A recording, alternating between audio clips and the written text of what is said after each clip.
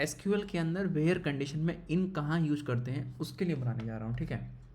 तो मेरे पास एक एम्प्लॉय डिटेल है, मतलब एम्प्लॉय की टेबल है जिसके अंदर कि मेरे पास एम्प्लॉय का डेटा प्रेजेंट है। लेट्स सपोज ये मेरे पास एक ऑलरेडी एग्जिस्टिंग टेबल है, सेलेक्ट स्टार फ्रॉम एम्प्लॉय करेंगे यहाँ पर, तो यहाँ से मेरे पास सारे एम्प्लॉय का डेटा मेरे को मिल जाएगा। इस टेबल के अंदर देखिए मेरे पास 6 कॉलम है, employee ID, first name, last name, salary, joining date and is delete. Is delete column का यूज क्यों करा जाता है कि अगर कोई डेटा या कोई एम्प्लॉय मेरे पास वो रिकॉर्ड एग्जिस्ट नहीं करता है तो कंपनीज क्या फॉलो करती हैं कि उसका जो डेटा है वो हार्ड डिलीट नहीं करना चाहिए, उसको सॉफ्ट डिलीट करने के लिए कि उनके पास डेटा वो प्रेजेंट भी रहे और वो डिलीट भी हो जाए। तो इस कॉलम की वैल्यू को बुलियन टाइप सेट करते हैं, मतलब अगर इसकी वैल्यू फॉल्स है तो मतलब कि वो रिकॉर्ड अभी एग्जिस्ट करता है, और इसकी वैल्यू अगर ट्रू है मतलब कि वो डिलीट हो गया है, ठीक है। तो इस डिलीट की वैल्यू ये होती है। तो यहाँ पर सभी ये फॉल्स है तो इसका मतलब ये रिकॉर्ड अभी एग्जिस्ट करते हैं। तो अब हमको ये निकालना, उन सारे एम्प्लॉयज़ का डिटेल निकालिए जिनका फर्स्ट नेम या तो राहुल है या सैम है, ठीक है। तो इसका एक तरीका तो ये हो गया कि आप हर क्वेरी को बार बार एग्जीक्यूट कीजिए, like select star from employee where first name like Rahul, इसी तरीके से सैम को एग्जीक्यूट कीजिए। तो आपके पास जितनी सारी एंट्रीज हैं उनको बार बार एग्जीक्यूट करते रहिए, ठीक है। दूसरा इसका तरीका ये होता है कि जहाँ पर इन कीवर्ड यूज किया जाता है, ठीक है। तो जो भी हमारा वेयर कंडीशन के अंदर कॉलम नेम इन, इनके अंदर वो सब वैल्यूज़ को आप ऐड कर दीजिए जो जो आपको मतलब कि चाहिए, ठीक है। तो यहाँ मुझे चाहिए थे राहुल और सैम के लिए, उनका क्या है फर्स्ट नेम है, तो मैंने इसको एग्जीक्यूट किया, मुझे यहाँ पर दोनों चीज़ें मिल गई। अब एक बात ध्यान रखिएगा, ये जो फर्स्ट नेम है ना वो मेरा स्ट्रिंग टाइप का है, तो इस इनके अंदर मैं सिर्फ एक ही टाइप के जो डेटा पैरामीटर्स हैं उनको मैं ऐड कर सकता हूँ। तो अब इस तरीके से मुझे राहुल का भी मिल गया और सैम का भी मिल गया। अब लेट सपोज करो कि मैं यहाँ पर कुछ एक ऐसी वैल्यू ऐड करना चाह रहा हूँ जो यहाँ पे एग्जिस्ट नहीं करता है, ठीक है। सबसे पहले मैं आपको दिखा देता हूँ, ठीक है, कि क्या क्या नाम एग्जिस्ट करते हैं। तो यहाँ पर ये सब है, ठीक है, चलो विपिन नाम लेते हैं, ठीक है। तो मैंने विपिन को इसके अंदर ऐड कर दिया। अब देखो राहुल, सैम और विपिन में मेरे पास 3 रिकॉर्ड मैं चाह रहा हूँ, बट इसमें से 2 ही एग्जिस्ट करते हैं, तो जो ये आउटपुट देगा वो मेरे को 2 आउटपुट देगा, ओके, राहुल और सैम।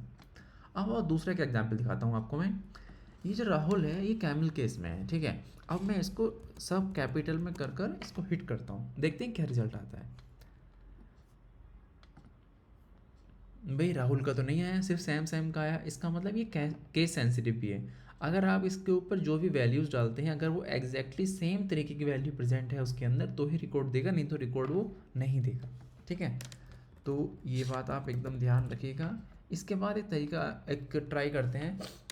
लेट सपोज इनके अंदर हमने देखा कि कोई वैल्यूज़ को डाल सकते हैं उसके अंदर, तो जो जो डेटा प्रेजेंट है वो रिकॉर्ड हमको मिल जाएंगे। अगर मैं इसके अंदर एक इंटीजर वैल्यू डाल दूँ तो क्या ये एक्सेप्ट करेगा? चलो देखते हैं आपको क्या लगता है। मैंने इसको एग्जीक्यूट किया, देखो इसने यहाँ पे एरर दे दिया। एरर क्या दिया?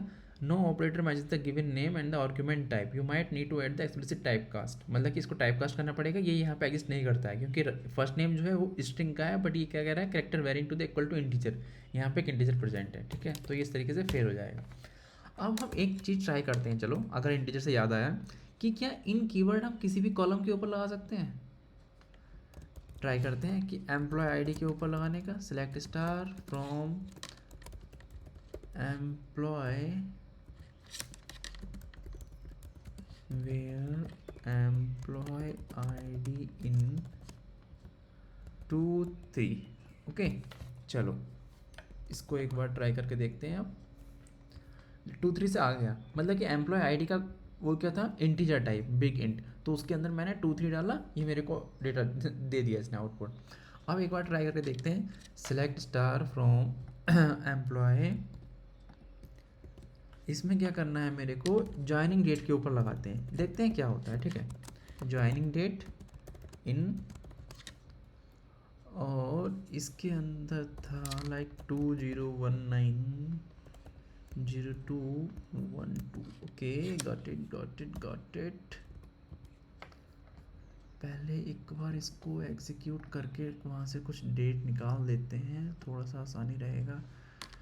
20190415, ट्राई करके देखते हैं कि क्या होता है।